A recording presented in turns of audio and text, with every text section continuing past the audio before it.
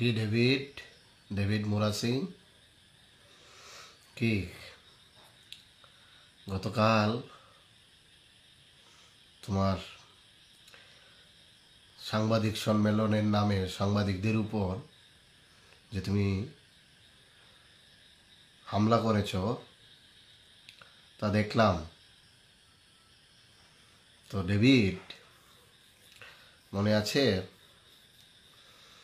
গাঁজা পাচার করতে গিয়ে গাঁজা পাচার কাণ্ডে জেল কেটেছিলে তুমি?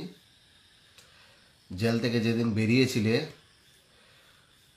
প্রাক্তন বিধায়ক রাজেশ্বর ত্রিপুরা তোমাকে আনতে গিয়েছিল গাঞ্জা বয়। গাঁজা পাচার করতে গিয়ে তোমার ইতিহাস মনে আছে ডেভিড? কলসি কেন্দ্র থেকে তুমি দাঁড়িয়েছিলে না?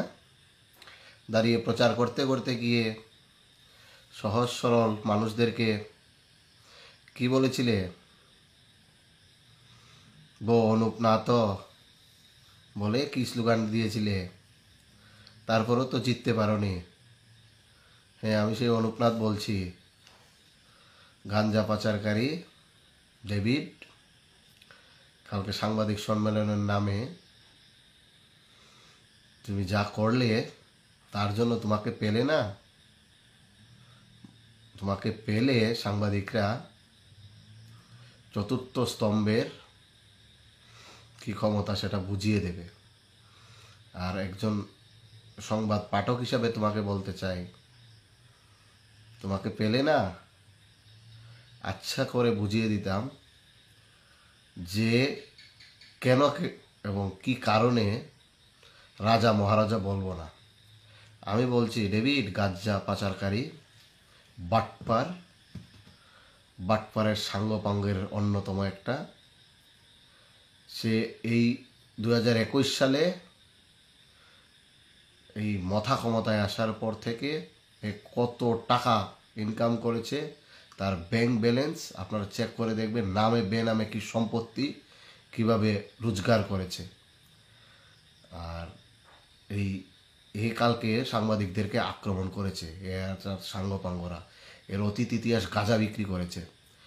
আর শুন, 2019 সালে 10 ডিসেম্বরের পর ঘোষণা দিয়েছিলাম যে ত্রিপুরায় কোনো বর্তমানে রাজা মহারাজা নেই এবং কোনো মুকুটহীনকে কেউ পাত্তা দেয় না।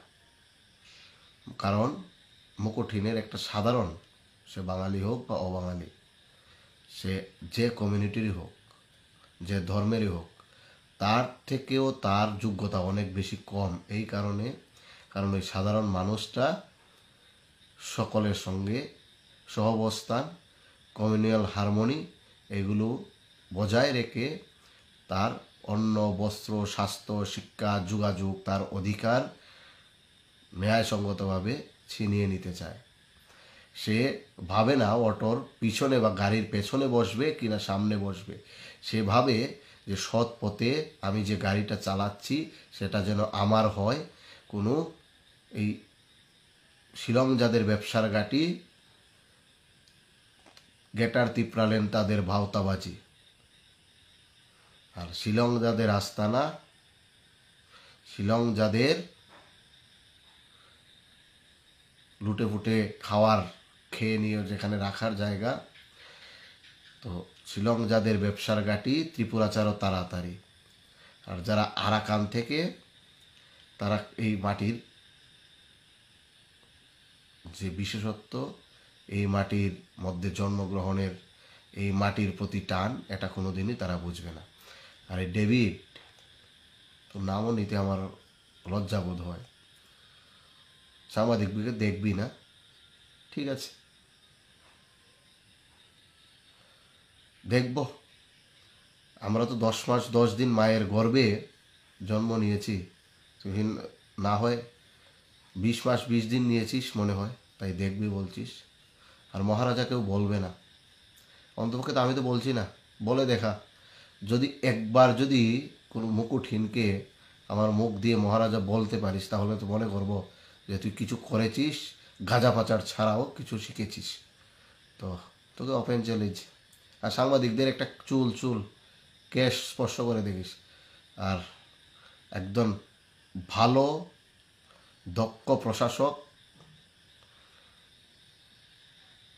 এবং বর্তমানে গোমতী জেলার যিনি ডিএম আছেন, ওর কেসটা আছে না, এই কেসটা ছুঁয়ে দেখাস। জাস্ট এতটুকু বললাম। হাতি চলে বাজার করতে ভোকে হাজার, এটাই তোমাদের, এই তোমরা যা দাঙ্গাবাজ সাঙ্গপাঙ্গরা আছো, এটাই তোমাদের অকাত।